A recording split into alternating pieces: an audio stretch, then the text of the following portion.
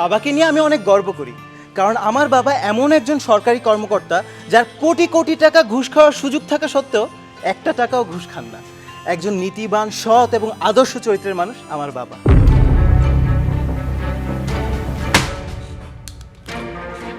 কি ভেবেছে আমাকে 2 কোটি টাকা ঘুষ দিয়ে 10 কোটি টাকা ট্যাক্স ফাঁকি দিবেন? এত সোজা? বেরিয়ে যান। স্যার স্যার প্লিজ স্যার, আমি স্যার মনেও আপনাকে একটি টাকাও ঘুষ দেওয়ার কথা বলি নাই স্যার। আমি শুধু স্যার বলতে চাইছিলাম যে স্যার এই যে এখানে স্যার এই যে ফাইলটা আপনি একটু মনোযোগ দিয়ে দেখেন স্যার, এখানে যে ট্যাক্সের কথা বলা হয়েছে স্যার, এটা কোনোভাবেই লিগ্যাল না স্যার। এটা লিগ্যাল না। What nonsense! আপনার কোম্পানির শুরু থেকে এখন পর্যন্ত পুরো ট্যাক্স রিভিউ করা হয়েছে। আমি 2টো কমিটি দিয়ে আলাদা আলাদাভাবে রিভিউ করেছি, যাতে করে কোনো ফাঁক ফোকর না থাকে। 2টো কমিটি আমাকে একই রিপোর্ট দিয়েছে। এক কমিটির সঙ্গে আরেক কমিটির কোনো পরিচয় পর্যন্ত নেই। আলাদা আলাদা 2টো কমিটির রিপোর্ট পুরোপুরি মিলে যাওয়ার পরও বলছে এটা লিগ্যাল না। এই গাড়িটা গত মাসে বাবা আমাকে গিফট করেছেন। কি ভাবছেন, একজন সরকারি কর্মকর্তা যিনি কিনা কোনো টাকা ঘুষ খান না, তার পক্ষে কোটি টাকার গাড়ি সন্তানকে গিফট করা কিভাবে সম্ভব? জি, এটাই সত্যি, আমার বাবা ঘুষ খান না। এই গাড়িটা বাবার ব্যবসার টাকায় কেনা, কারণ আমার বাবা সরকারি চাকরির পাশাপাশি একজন সফল ব্যবসায়ী।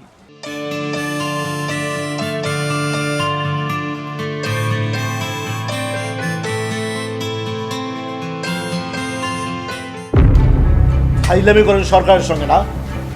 যান, বেরিয়ে যান। 1 টাকাও ট্যাক্স ফাঁকি হবে না। স্যার স্যার আপনি স্যার কাইন্ডলি আমার কথাটা একটু শোনেন স্যার।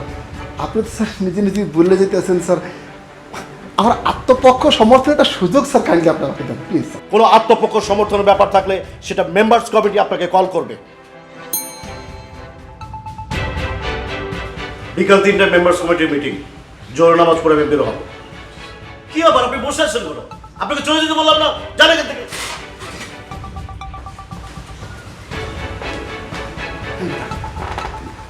কিন্তু কোনো বই মেনে যেতে আছে কি হ্যাঁ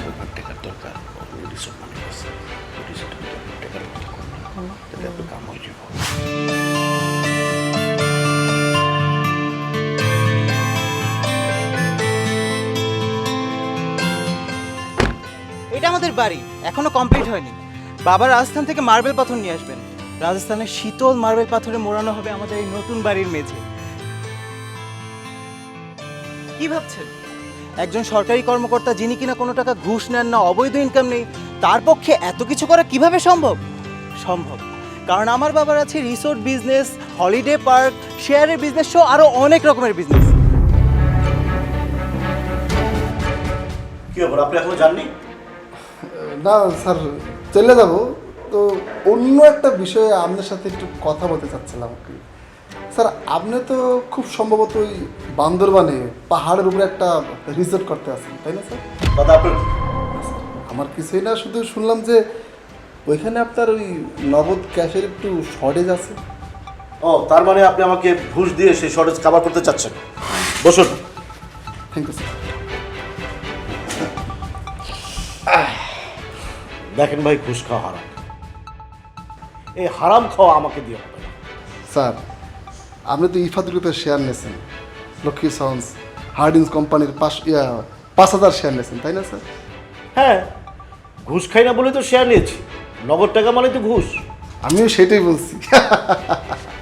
ভাইয়া ভাইয়া, আমরা যদি আপনার সঙ্গে বান্দরবান রিসোর্টের পার্টনার হই ভাইয়া। আপনি স্যার না বলে আমাকে ভাইয়া বলছেন, এটা কিন্তু আমার ভালো লেগেছে। মানে সবসময় স্যার শুনতে শুনতে না একদম বোর হয়ে যায়। হ্যাঁ ভাই, বুঝতে পারছি, এটা খুবই স্বাভাবিক। শোনেন ভাই, বান্দরবান পাহাড়ের উপর যে ট্যুরিস্ট জোনটা করবো তার বাজেট কত করেছে জানেন? 100 crore, 100 কোটি টাকা। সেখানে আধুনিক স্থাপত্যের একটা মসজিদ করবো নিয়ত করেছি। তার বাজেট করেছি 5 কোটি টাকা। শুকর আলহামদুলিল্লাহ। ঠান্ডা মার্বেল পাথর দিয়ে পরিবেশ বান্ধব পদ্ধতিতে মসজিদটা তৈরি হবে, যাতে নামাজ পড়তে ঢুকলে মুসল্লিদের মন দিল একদম ঠান্ডা শীতল হয়ে যায়। তো আপনি যদি চান সেই মসজিদ বাবদ আমাকে 1 কোটি টাকা দিতে পারেন।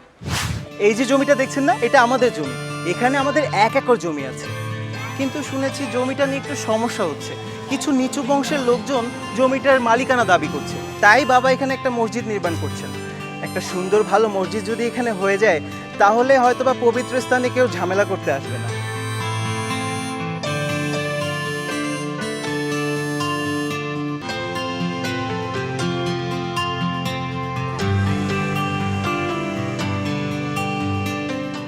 বড় ভাই আমনের ভাইয়া বলে ডাকতে পারছি মানে আমি রিল্যাক্স, নো টেনশন। আমি অলরেডি আমনের লেগা 1 কোটি টাকার চেক সঙ্গে করে নিয়ে আসছি। শকর আলহামদুলিল্লাহ। ভাইয়ে ভাইয়ে মিল থাকলে আসলে অনেক কিছুই সম্ভব। 1 কোটি টাকার চেক দিলেই যে আপনার সব ট্যাক্স সেভ করে দিব বিষয়টা কিন্তু তা না। তবে আপনি যদি আমার রিসোর্টে পার্টনার হয়েই যান সেক্ষেত্রে বিষয়টা আমি দেখি। ভাইয়া এই যে আপনার 1 কোটি টাকার চেক আগামী সপ্তাহের ফার্স্ট ওয়ার্কিং ডেতে ক্যাশ হয়ে যাবে। আমি উজু করেছি নামাজ পড়বো, এই চেক হাতে নিলে আমার উজু নষ্ট হয়ে যাবে। আমি এই যে এখানে চেকটা আছে, চেকটা তুমি আমার অ্যাকাউন্টে জমা দিবি, ঠিক আছে? আর নামাজের প্রশ্নটা নামাজের ঘরে দিচ্ছি। ভাই জোহরের নামাজের টাইম হয়ে গেছে, আমি নামাজ পড়েই মেম্বার্স কমিটির মিটিংয়ে যাব। আপনি তাহলে এখন যান। ঠিক আছে, পরে কথা হবে। হ্যাঁ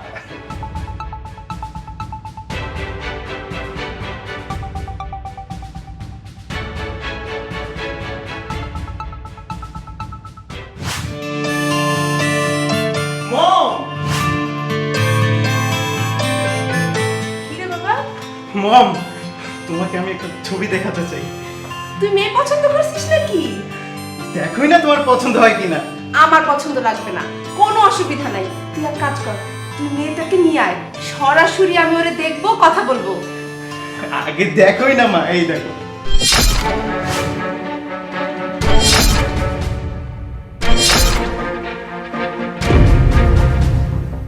ছাগল? খাসি ছাগল। খাসি ছাগল পছন্দ করছিস তুই? হ্যাঁ মা, মা তুমি জানো এই ছাগলটার দাম কত? তুই খাসি ছাগল পছন্দ করছিস? একটা খাসি ছাগল? মা এটা জাতা কোনো ছাগল না, এটা অনেক উচ্চ বংশীয় একটা ছাগল। সরাসরি উজবেকিস্তান থেকে বিমানে চড়ে আমাদের দেশে আসছে। আমি এই ছাগল চাই মা। বাবা, বাবা তোর কি হয়েছে? আমার লক্ষ্মী বাবা এগুলো কথা বলে না। শোন, আমি তোরে সুন্দরী রূপসী রাজকন্যা দেখে মেয়ে এনে দিব, তুই তারে বিয়ে করবি। এই ছাগলের কথা তুই ভুলে যা বাবা, ছাগলের কথা তুই ভুলে যা। না মা, আমি এই ছাগল চাই। তুমি রাজি থাকলেও আমি এই ছাগল নিব, তুমি রাজি না থাকলেও আমি ছাগল নিব। এই ছাগলের দাম 16 লাখ টাকা, যে টাকা দিয়ে 16টা গরু কেনা যায়। কিন্তু আমি 16টা গরু কিনবো না, শুধুমাত্র একটা ছাগল কিনবো তোমার জন্য মা। থাম তুই। ও বাবা, বাবারে আমার, তুই সব কি বলতেছিস? এগুলো কথা বলে না। না মা, এই ছাগল আমার চাই। 24 ঘন্টার মধ্যে আমার এই ছাগল চাই। কি কি কি বলে তুমি? এই ছাগল নাকি অতি উচ্চ বংশীয় ছাগল, উজবেকিস্তান থেকে বিমানে চড়ে এই দেশে আসছে। তুমি বলছো রুমের বিয়ে করার জন্য উচ্চ বংশের ছাগল পছন্দ করেছে? আমার ছেলের আজকের এই অবস্থার জন্য তুমি দায়ী। তুমি। বাপের পাপের ফল এখন ছেলের উপরে। তোমার উপরে মানুষের যত অভিশাপ, তার সব কিছুর শাস্তি এখন আল্লাহ আমার ছেলেটার উপর দিয়ে নিতেছে। তোমার কাছে আমি 2 হাত মিনতি করে অনুরোধ করতেছি, এই ঘুষ খাওয়া চাকরিটা তুমি ছাড়ো। আমাদের তো অনেক সম্পত্তি আছে, এত সম্পত্তি দিয়ে তুমি কি করবা? ছেলেটার কাছে মিথ্যা কথা বলতে বলতে আমি ক্লান্ত হয়ে যাচ্ছি। ও ছোটবেলা থেকে জানে ওর বাবা একজন সৎ লোক। কোটি কোটি টাকা ঘুষ খাওয়ার সুযোগ থাকলেও ওর বাবা কোনোদিন ঘুষ খায় নাই। ওর বাবা একজন সৎ মানুষ। তোমার কাছে রিকোয়েস্ট করি, তুমি ঘুষ খাওয়া চাকরিটা ছাড়ো, আমার কথাটা শোনো। Go left, go left, attack, yes, good, good, good, good, good, go left, go left, left, left, yes, attack, attack, attack, attack. বাবা রোমেন, বাবা ডোন্ট ডিস্টার্ব মি, আমি গেম খেলতেছি। Go তোমার left. মা যা বলেছে তা কি সত্যি? ও হ্যাঁ হ্যাঁ বাবা, আমাকে তোমার 14 লাখ টাকা দিতে হবে, ইটস আর্জেন্ট। কি? হ্যাঁ বাবা, আমার ওকে দেখে দারুণ পছন্দ হয়েছে, নিদারুণ পছন্দ হয়েছে। আই থিঙ্ক তোমার দেখলে অনেক পছন্দ হবে তার। আমি দেখাচ্ছি, এই দেখো ওর ছবি। আমি ওকে চশমা পরিয়ে ছবি তুলেছি। অনেক উচ্চবংশীয় তো, সরাসরি উজবেকিস্তান থেকে বিমানে চলে এসেছে। ওকে এক নজর দেখে আমার যা পছন্দ হয়েছে না বাবা, অনেক পছন্দ হয়েছে। মানে আমি তোমাকে ভাষায় বোঝাতে পারবো না, এত পছন্দ হয়েছে, মানে হেভি। আমি ওকে দেখার সাথে সাথে আমার ক্রেডিট কার্ড থেকে 2 লাখ টাকা অলরেডি অ্যাডভান্স বুকিং করে এসেছি। দাম 16 লাখ টাকা। এখন তুমি আমাকে বাকি 14 লাখ টাকা দিলে আমি ওকে বাড়িতে নিয়ে আসতে পারবো। তোকে পিটিয়ে তোর হাড্ডি মাংস আমি এক করে ফেলবো। সব পাগলের বাচ্চা পাগল। লাঠিটা কোথায়? লাঠি। মা, ও মা, মা, মা, কি হয়েছে? বাবা পাগল হয়ে গেছে মা। তোর বাবা পাগল হবে কেন?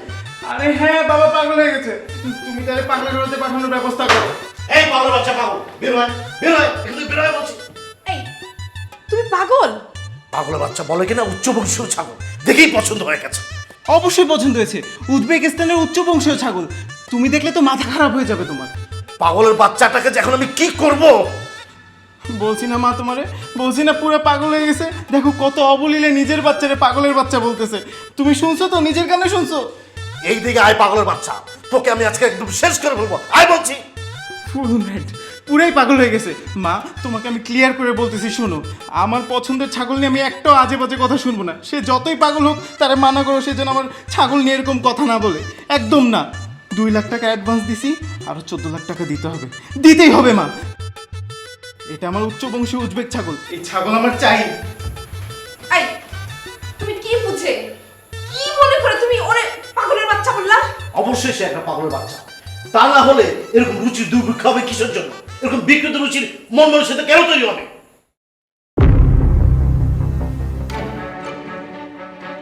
4.5 কোটি টাকা ট্যাক্স আসে, 1,35,00,000 টাকা। স্যার রেমিটেন্সের টাকা তো ট্যাক্স ফ্রি। এটা যদি রেমিটেন্সের টাকা হতো তাহলে ট্যাক্স ধরা হতো না। স্যার রেমিটেন্সের টাকা হিসেবে ব্যাংকের সব কাগজপত্র সাবমিট করা হয়েছে। খাবেন মিয়া, ফাইলামি করেন আমার সাথে, ফাইলামি। জি আমার জি বলেন, ফাজিল লোক একটা। রেমিটেন্সের টাকা বলতে আসছে 4 বছর পরে না? 4.5 কোটি টাকা 4 বছর পরে রেমিটেন্সের টাকা হয়ে গেল। সরি স্যার, আপনি আমার সাথে এমনভাবে কথা বলছেন মনে হচ্ছে আমি কোনো অপরাধী। আপনি অপরাধী না? স্যার আমি নিজ থেকে আমার ভাই ট্যাক্স ফাইল ওপেন করেছি, রেমিটেন্সের টাকা ফাইলে দেখাইছি, আর আপনি আমার অপরাধী বলতেছেন? Just shut up. ফালতু লোক, ফাজিল লোক। সরকারি ট্যাক্স ফাঁকি দেওয়ার ধান্দা করার জায়গা পানা না। 4.5 কোটি টাকা ট্যাক্স আসে, 1,35,00,000 টাকা। 1,35,00,000 টাকা ট্যাক্স জমা দিবেন, তারপর আমার সঙ্গে কথা বলবেন। যান এখান থেকে। রেমিটেন্সের টাকায় তো দেশের কল্যাণ হয়েছে স্যার, আর উনি উনার পুরো টাকাটা গরিব ছেলে মেয়েদের শিক্ষার পেছনে খরচ করতে বলেছেন। আর এখন আপনি এসব কি বলতেছেন স্যার? এই ফলস লেকচার অন্য জায়গায় দেবেন। এই যে দেশে এত উন্নতি হচ্ছে, ডেভেলপ হচ্ছে, এই যে Padma bridge, metro rail, 4 lane, expressway, নদীর নিচ দিয়ে রাস্তা, আন্ডারপাস, এই যে সাধারণ জনগণকে এত সুবিধা দেওয়া হচ্ছে, এত ফ্যাসিলিটি দেওয়া হচ্ছে, আমরা রাজস্ব বিভাগ থেকে প্রপারলি কর আদায় করছি বলে এটা সম্ভব হচ্ছে। আমাদের এখানে 1 পয়সা ফাঁকি দেওয়ার কোনো সুযোগ নেই। প্রপার ট্যাক্স প্রপারলি জমা না দিলে আপনার নামে মামলা হবে। সেই মামলায় শুধু অর্থদণ্ড না, জেলও হতে পারে। কথাটা মাথায় রাখবেন।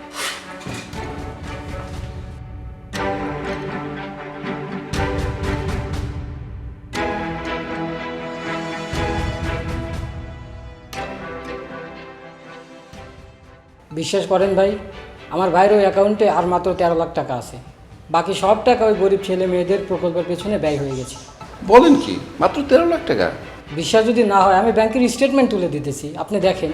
না না না না, তার কোনো দরকার নাই। আপনার মতো একটা মানুষ যে মিথ্যা কথা বলবেন না, চেহারা দেখলেই বোঝা যায়। উনি বারবার একটা কথাই বলতেছেন, যেই বছর রেমিটেন্স আসছে সেই বছরের ফাইলে আমি কেন টাকাটা দেখাই নাই।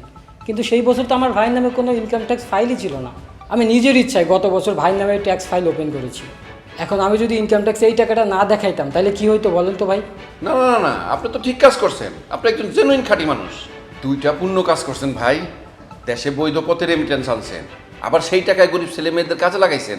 আমি আপনার জন্য কাজ করব ভাই, কথা দিতেছি। আপনি যাতে কোনো বিপদে পড়তে না হয়, কোনো ঝামেলা করতে না হয়, ওইটা আমি দেখব। কোনো সমস্যা নাই, আপনার জন্য আমি কাজ করব। আসেন, বুকে বুক মিলাই। 13 লাখ টাকা মাত্র? স্যার ব্যাংকে এখন 13 লাখ টাকাই আছে। আপনি অনুমতি দিলে আমি বলবো টাকাটা উঠায় নিয়ে আসার জন্য। আমি তো ট্যাক্স বসিয়ে দিয়েছি, 1,35,00,000 টাকা। স্যার এটা আপনিও জানেন, আমিও জানি, রেমিটেন্সের টাকায় কোনো ট্যাক্স হয় না। যেই বছর রেমিটেন্সটা আসছে সেই বছর দেখায় নাই, ভুলের মধ্যে এটাই করছে। বোঝে নাই যে ট্যাক্স ফাইলে ওই বছরই এটা দেখাইতে হইব। এখন যদি স্যার এই বিষয়টা নিয়ে এনবিআর চেয়ারম্যান অথবা মন্ত্রী মিনিস্টারের বা উচ্চপদস্থ কারো কাছে যায়, তাহলে তো সাথে সাথেই ট্যাক্স বাতিল হয়ে যাব। হয়েছে হয়েছে, আমি সব কিছু জানি, তোমাকে আর জ্ঞান দিতে হবে না। আচ্ছা শোনো, ওই যে আমি আগামী মাসে তোমার বড় বড়কে নিয়ে উমরা হজে যাব। তুমি এক কাজ করো, হোটেল বুকিং আর এয়ার টিকিট বাবদ ওখানে 12 লাখ টাকা জমা দিয়ে দাও, আর বাকি 1 লাখ টাকা রুমেলের অ্যাকাউন্টে জমা দিয়ে দাও। স্যার এইবার আমার 1 লাখ টাকা দিয়েন। তোমার 5% বাবদ 65,000 টাকা হয়, সেটা আমি অন্য জায়গা থেকে দিয়ে দিব। এখন আমি যেটা করতে বলেছি তুমি সেটাকে করে নিও, যাও। জি স্যার। ওয়াও, কি সৌভাগ্য আমার! আজকে আমাকে না জানিয়ে আমার বাড়িতে তোমার পা পড়লো। উমরা হজের জন্য টাকা পাঠিয়েছি, রেডি হয়ে যাও। আল্লাহ চাহে তো আগামী মাসে আমরা কাবা শরীফ যাব। আমি যদি তোমার নামে একটা মামলা দিই, তাহলে তোমার অবস্থাটা কি হবে একবার ভেবে দেখেছো বদরুল? আমি কি বললাম আর তার উত্তরে তুমি কি বললে? আমি মামলা এতদিন দেইনি বলে যে এখন মামলা দেব না, এইটা ভাবার কোনো অবকাশ নাই বদরুল। আমার মনে হচ্ছে এখন মামলাটা দিয়েই দিব। আচ্ছা তুমি যদি সবসময় এরকম হুমকির মধ্যে রাখো তাহলে আমার কেমন লাগে বউ? থাপড়ায় এত নাক মুখ চোখ সব থোতা করে তোর মুখের জিওগ্রাফি আমি যদি পাল্টায় দিতে পারতাম, তাহলে আমার অনেক শান্তি হইত। একটা বদমাস, একটা লুচ্চা, একটা লাফাঙ্গা, একটা নাছর, একটা নচ্ছার, লেচুদাস, লেজামাল, লুচ্চা, লুজ ক্যারেক্টারে কাণ্ডারি তুই বাড়িতে 2টা বউ থাকার পর এই বয়সে হোটেলে মেয়ে মানুষ নিয়ে ফুর্তি করিস, থাইল্যান্ডের পাতায় যাস। লুচ্চামি তোর বন্ধই হয় না। আইনচোদ খানকনির পোলা। তোমার এটা মুখ না নোংরা কথার ফ্যাক্টরি? কি এটা? এই তোর এইডস হয় না কেন রে? হ্যাঁ, আল্লাহ তাআলা তোর এইচআইভি পজিটিভ করে না কেন? স্বামীর মনে কষ্ট দেয়া আর আল্লাহর মনে কষ্ট দেয়া এক সমান, এটা ধর্মের বিধান বউ। ইয়া আল্লাহ ইয়া মাবুদ, তোমার বিধান নিয়ে তামসা করা এই লোকটারে তুমি এইডস না দাও, অন্তত ওর পুরুষাঙ্গে ক্যান্সার দাও। তোমার কাছে এই মর্মে আমি আকুল আবেদন জানাইতাছি মাবুদ, তুমি আমার স্বামীর স্বামিত্বের নাশ সর্বনাশ করে একদম ধ্বংস করে ওরে তামা বানায় দাও। আমি তোমার স্বামী, স্ত্রী হয়ে এভাবে স্বামীর নামে সর্বনাশ গজব চাওয়া আল্লাহ সইবে না বউ। আমি তোর বউ না, যা এখন। আমি সব ছেড়ে দিই, তোমাকে নিয়ে হজ করার পরে আমি মুক্ত মানুষ হয়ে যাব। কেন তোর ছোট বউকে হজে নিবি না?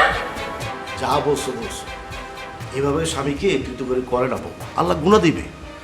চল আমরা হজে যাই, হজে গিয়ে তওবা করে আসি। ঘুষের টাকায় হজ করবি, মক্কায় হিলটন হোটেলে থাকবি, কি নিয়ত রে তোর?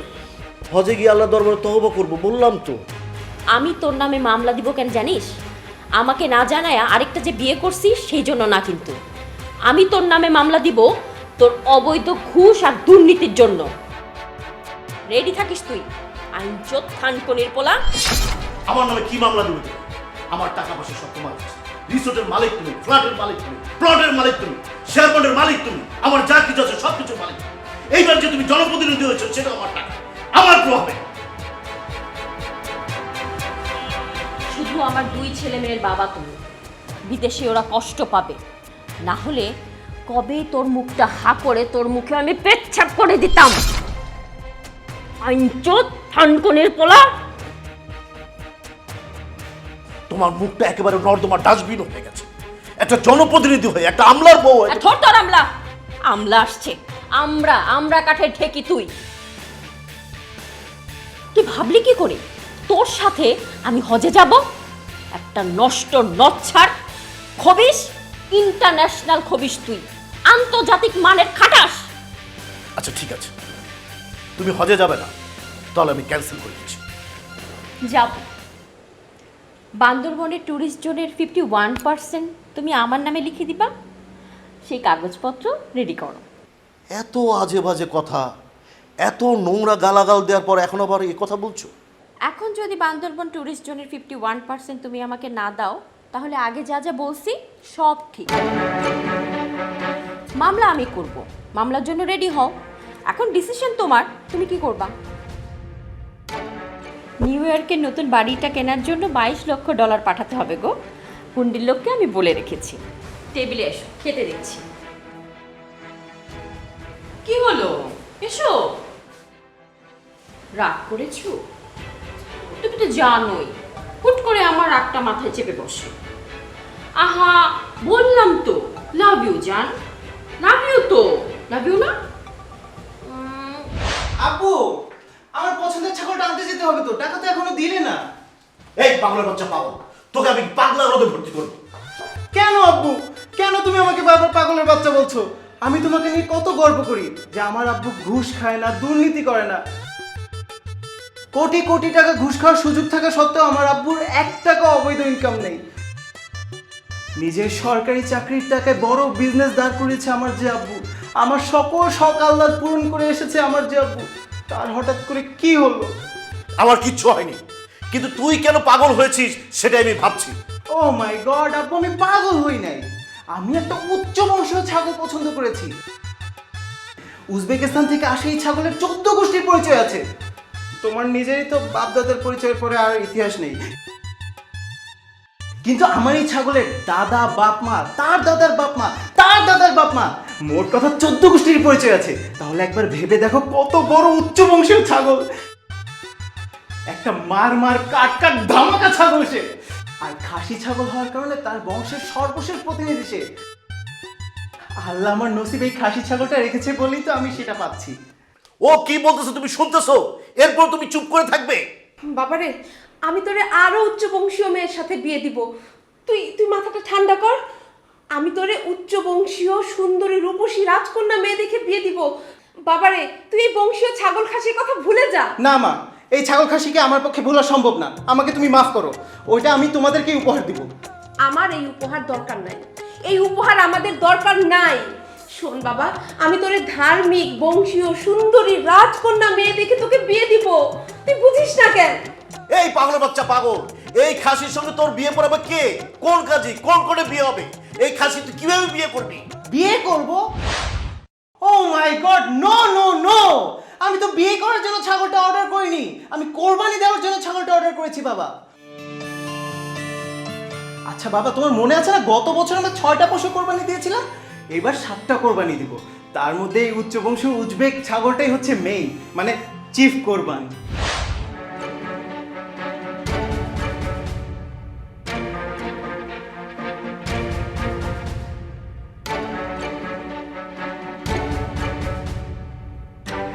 মেয়ে ভাই, আপনার আমার যে অবস্থা, আপনার বন্ধুকের একই অবস্থা।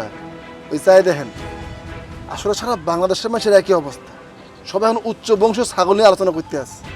16 লাখ টাকার ছাগল। এগুলোর বাপকে জানোস নি? কিরে আমি হবে? কে আবার? বদরুল আমিন। ওমর খোদা, বাটপার তো পুরো ধরা খাই গেছে। আল্লাহ তাআলা কত বড় বাটফার!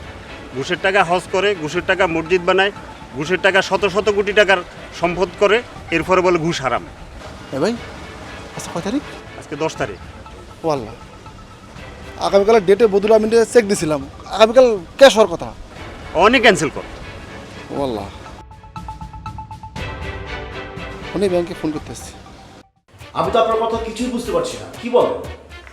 আপনি একজন সরকারি কর্মকর্তা, আপনার স্যালারি সিট এখন আমার হাতে। আপনি প্রতি মাসে বেতন পান বেসিক 70,000, হাউস রেন্ট 34, গাড়ি বাবদ 50, ফ্ল্যাট ভর্তুকি 30, মেডিকেল 1500, আরও আছে আপ্যায়ন 7,000। এছাড়া বিভিন্ন সভা সেমিনার লেকচার থেকেও মাসে প্রায় আরও লাখখানিক টাকার মতো আপনার ঘরে আসে। সব মিলে মাসিক বেতন কম বেশি 3 লাখ টাকা। সেখানে আপনার ছেলে গত বছর কোরবানির জন্য 4টা গরু 2টা ছাগল মিলে 60 লাখ টাকার পশু কিনেছিল। এবার কুরবানিতে সে একটা ছাগলই কিনেছে 16 লাখ টাকা দিয়ে। কুরবানির জন্য আরো 60 লাখ টাকার গরু বুকিং দিয়েছে বলে শোনা যাচ্ছে।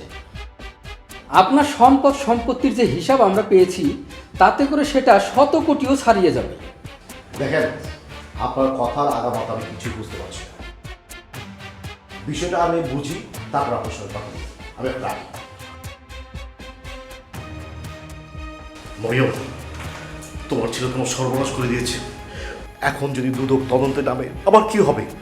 আমার সহজ সরল ভালো ছেলেটা না বুঝে সরল মনে ফেসবুকে একটা পোস্ট করেছে, আমাকে খুশি করার জন্য করেছে।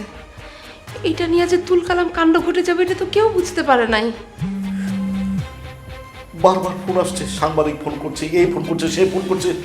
আমি যে কি উত্তর দিব আমি কিছুই বুঝতে পারছি না। আমি যে এখন কি করবো? এক কাজ করি, আমি ফোনটা বন্ধ করে দিই। শোনো, আমি বাইরে যাচ্ছি, পরিস্থিতি আসলে কোন দিকে যাচ্ছে আমি কিছু বুঝতে পারছি না, আমি এখন চাই। আব্বু আব্বু ফেসবুকে আমার পোস্ট নিয়ে তো রীতিমতো শোরগোল শুরু হয়ে গেছে, মহা ভাইরাল হয়ে গেছে। তুমি জানো এইবারের কোরবানিতে সারা পৃথিবীর মধ্যে সবচেয়ে বড় ছাগলটা আমি বুকিং দিয়েছি। ও আমার কি যে ভালো লাগছে না, I am feeling so great.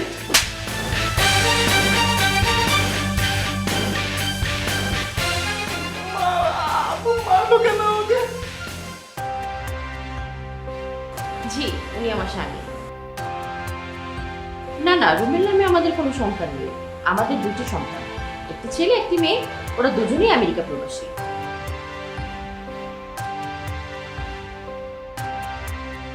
দেখুন, এই বিষয়ে আমি আপনাকে কোনো কিছু বলতে পারবো না, আমি পরে কথা বলছি। হ্যাঁ, এই আইনজন থানকনের পোলা, তোর কুকীর্তির জন্য, তোর ছেলের কুকীর্তির জন্য আমাকে জবাবদিহি করতে হয়।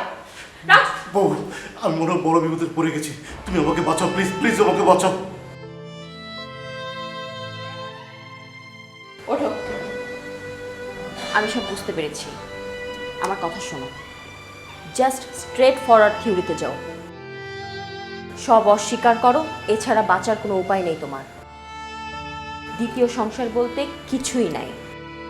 তোমার এক ছেলে এক মেয়ে, দুজনই প্রবাসী, আর যা কিছু আছে এই সব তোমার ট্যাক্স ফাইলে উল্লেখ করা আছে।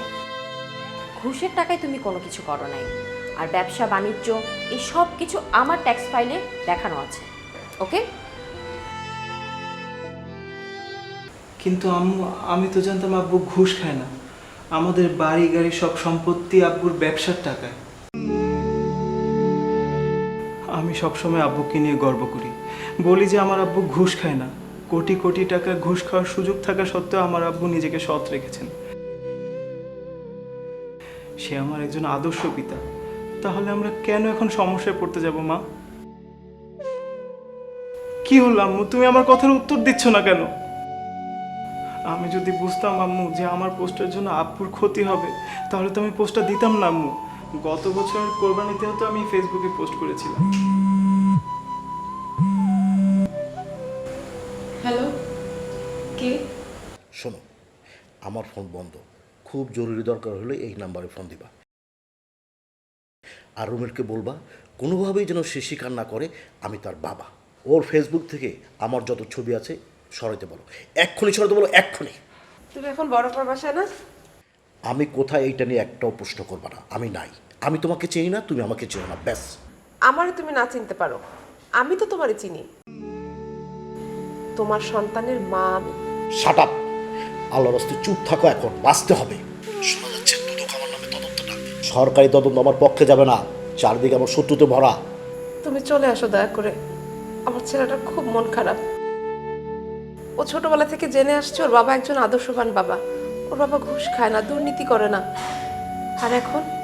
আর এখন তুই চুপ কর, আমি ওর বাপ না, ও আমার ছেলে না। এইটা এখন থিওরি, এর বাইরে কোনো থিওরি নাই।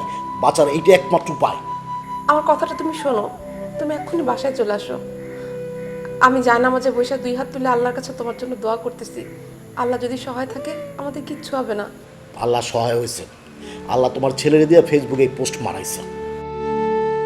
আর এখন এই ফেসবুকের পোস্টের কারণে আমার জীবন, আমার লাইফ, আমার সারা জীবনের ধন সম্পদ সব ধ্বংস হয়ে যেতেছে।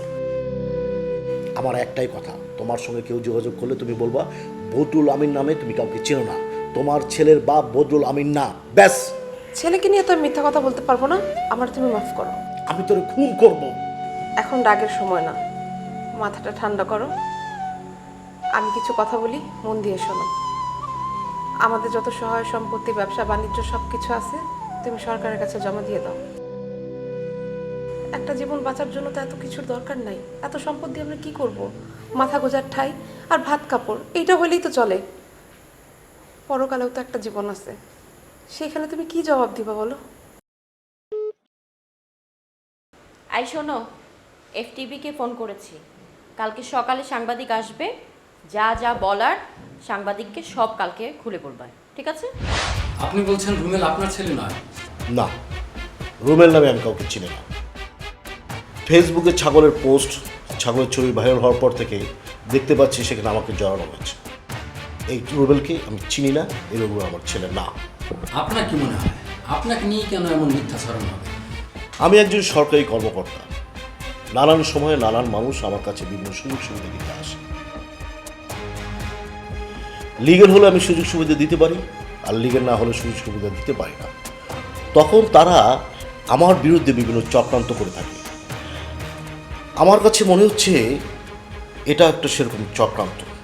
তার মানে আপনি বলতে চাচ্ছেন উজবেকিস্তানের উচ্চ বংশীয় ছাগল কুরবানি দেওয়ার কথা বলে যে ভাইরাল হয়েছে রুমেল, সে আপনার ছেলে নয়? আমার পাশে তো আমার স্ত্রী আছে, আপনি ওনাকেই জিজ্ঞেস করুন। আসলে আমাদের দুটোই সন্তান, দুজনই আমেরিকা প্রবাসী। বড় ছেলে ইফাত রহমান আর ছোট মেয়ে হচ্ছে লায়লা কানিজ। আলহামদুলিল্লাহ, আমার দুই ছেলে মেয়েই আমেরিকায় প্রতিষ্ঠিত। ওরা সুখী পরিবারের সন্তান, দুজনেই ধার্মিক, 5 ওয়াক্ত নামাজ পড়ে। আমার ছেলের বউ তাজিকিস্তানে। 95% মুসলমানের দেশ তাজিকিস্তানে হিজাব পরা নিষিদ্ধ হলেও আমার ছেলের বউ আমেরিকাতে হিজাব পরে। আর আমার মেয়ের জামাই ব্রাহ্মণবাড়িয়া, বিশিষ্ট খাদিম পরিবারের সন্তান। চারিদিকে আলোচনা হচ্ছে আপনার শত কোটি টাকার সম্পদ, দামি দামি গাড়ি, বাড়ি, রিসোর্ট। এত সম্পত্তির উৎস কি?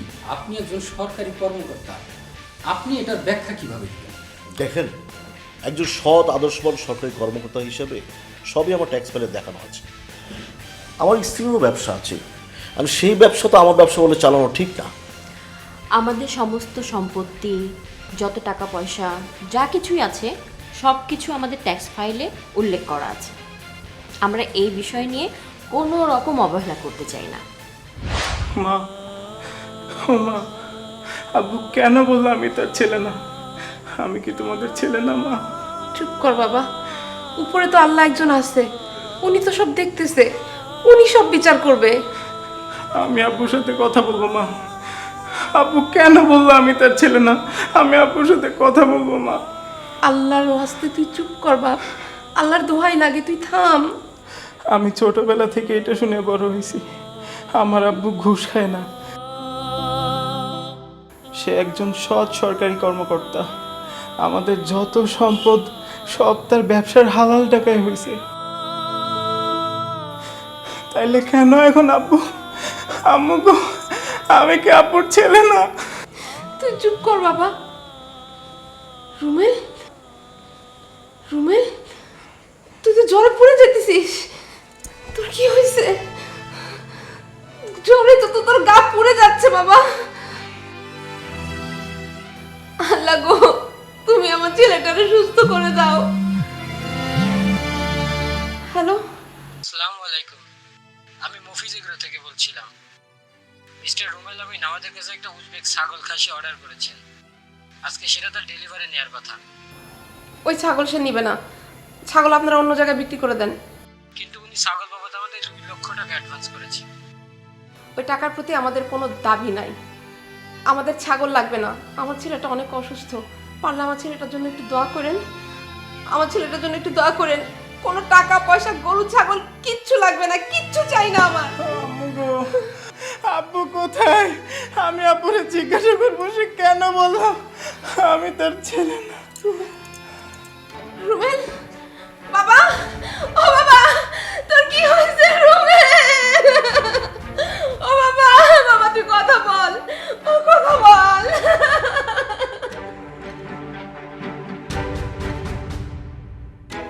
আপা, আমার ছেলেটা অনেক অসুস্থ। নো আপা, আই এম নট ইওর আপা। দরজা খুলে দিয়েছি বলে এই না যে ভেতরে ঢুকতে হবে। Get out. আমার ছেলেটা জ্বরে পুড়ে যাইতেছে, জ্বরের ঘরে সারাক্ষণ মুখে একটাই কথা, ও কি ওর বাবার ছেলে না? ওর বাবার একটু ডাকেন, ওর বাবারে ডাকেন, বলেন ছেলেটার সাথে একটাবার দেখা করতে। আমি বলেছি গেট আউট। আপনার কাছে একটা অসহায় সন্তানের মা হয়ে আমি রিকোয়েস্ট করতেছি, প্লিজ প্লিজ আপা, আমার ছেলেটা মরে যাবে, আমার ছেলেটা বাঁচবে না। Again I tell you, I'm not your appa. Just get lost. আপনি আমার আপা না, আপনি আমার ধর্মের বোন। আপনার দুটো পায়ে ধরি, আমার ছেলেটার ওর বাপের সাথে একবার দেখা করতে দেন। ওর বাপের সাথে দেখা না করলে আমার ছেলেটা মারা যাবে আপা। আমি বলেছি আমি তোমার আপা না। I say just get lost. আপনার কাছে আমি রিকোয়েস্ট করি, আমার ছেলেটা বাঁচবে না, ওর বাবার সাথে একটাবার দেখা করতে দেয় না আপা, প্লিজ। ছাড়ো।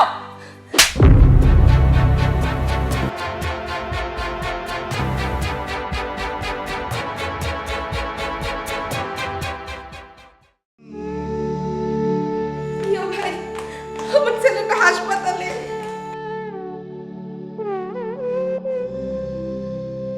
কি ছেলের কাছে যেতে ইচ্ছে করছে? যাও, আমার কোনো সমস্যা নেই। শুধু একটা প্রেস কনফারেন্স করব, জাস্ট। যাবে? আমি যাব না, আমি যাব না শুধু না। গুড। ভাইয়া,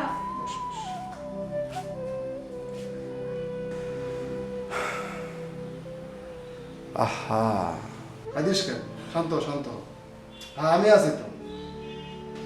তুই আমার বোনের মতো, তুই আমার কথা জামাটারে বিয়ে করছিস।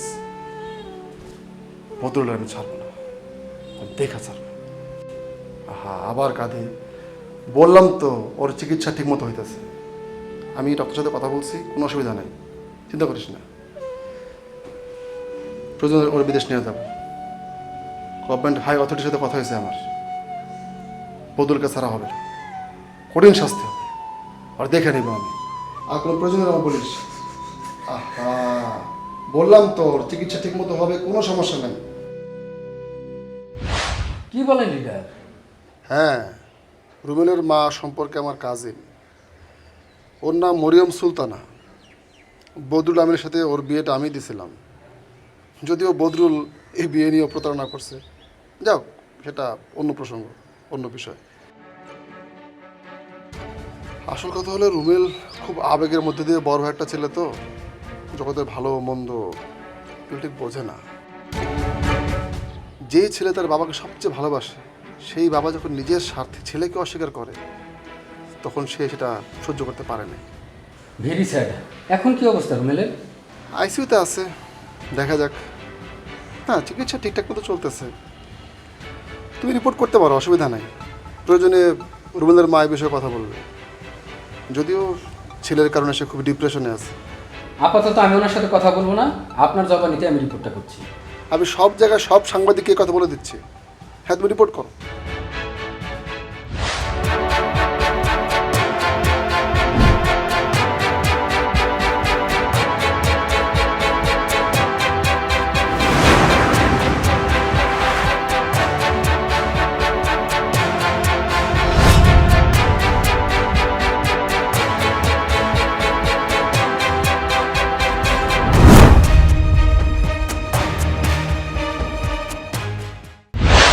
নিজের সন্তান অস্বীকার করস, নিজের সন্তান অস্বীকার করস। এত খারাপ তুই, এত খারাপ তোরা কেমনে হস? ছি, লজ্জা করে না? অন্য কথাকার দুর্নীতিবাজ, ঘুষখোর। মুক্তিযুদ্ধের মাধ্যমে স্বাধীন হওয়া দেশটা এতদিনে দক্ষিণ এশিয়ার সবচেয়ে শক্তিশালী দেশ হতে পারত। জাপান সিঙ্গাপুরে টাকা দিতে পারতো, পারে না। পারানি খেলে তোদের জন্য পারে নাই। সুবর্ণ, আমি পলিটিশিয়ান, আমি পলিটিক্স করি। আপনার এক যুগ আগে পলিটিক্সে জয়েন করি, কেন্দ্রীয় কমিটিতে আছি। আর আপনি আঞ্চলিক কমিটিতে থাইকা কোটি কোটি টাকার পাহাড় সম্পদ কিভাবে করেন? আশ্চর্য, আশ্চর্য, কিভাবে পারেন আপনারা? একবার ভাব, একবার ভাব, তোরা যদি প্রপারলি নিজের দায়িত্ব পালন করতে পারতি, সরকারের কাজ হালালভাবে করতি, তাহলে এই দেশটা কোথায় চলে যেত? এই দেশের একটা টাকা পাচার হইতো না, উল্টা উল্টা উল্টা দেশের বিনিয়োগে ভরে যেত। কি নাই, কি নাই দেশে বল? একটা সহজ সরল সুন্দর দেশটা নরক যন্ত্রণার মতো জটিল করছস তোরা। এই দেশটা কোথায় যেতে পারতো বল? কোথায় যেতে পারতো? যেতে পারেনি শুধু তোদের কারণে। তোরা এত খারাপ, তোদের মতো দুর্নীতিবাজ লম্পট ভণ্ডের কারণে পারে নাই। তোদের তোদের কি নাই? সব সম্পদ আছে। তোরা এত খারাপ, তোদের ব্যাংকে বসানো হয়েছে ব্যাংকের টাকা পাহারা দেওয়ার জন্য। তোরা উল্টা ব্যাংকের টাকা আত্মসাৎ করে ব্যাংকের টাকা বাইরের ব্যাংকে পাচার করছস, অন্যের পাচার করতে সাহায্য করছস। তোদের পুলিশে বসানো হয়েছে। কেন বসানো হয়েছে? তোরা জনগণের বন্ধু হবি, বন্ধু হয়ে জনগণের সাহায্য করবি। খরচ নাই, উল্টা জনগণের বিপদে ফালাইছস, ফালায় হেনস্থ করছস। তোদের স্যার বলতে হয়, তোদের স্যার না বলে তোরা মাইন্ড করস। কেন কেন স্যার বলতে হবে? কেন? এই দেশ ব্রিটিশ শাসন করে, ব্রিটিশ শাসন করে এই দেশ। এই দেশের কেউ প্রভু আছে? কেউ কোনো প্রভু আছে? তুই বল। তোদের স্যার বলতে হবে। জনগণের ট্যাক্সের টাকা তোদের বেতন হয়। তোরা জনগণের স্যার বলবি, স্যারের সম্মান করবি। করস না, করস নাই। ছি, এত খারাপ, এত খারাপ তোরা। দেশ স্বাধীন হওয়ার 3.5 বছরের মাথায়, মাত্র 3.5 বছরের মাথায় দেশের জাতির পিতারে খুন করছিস। ছোট্ট রাসেলের রেহাই দাস নাই তোরা। তো জঘন্য খারাপ তোরা। ছি ছি। কিন্তু এইবার বার পাবি না। জবাব তোদের দিতেই হবে, প্রত্যেককে জবাব দিতে হবে, প্রত্যেককে। একটাই জবাব, তোরা এত খারাপ কেন? এত খারাপ কেন তোরা?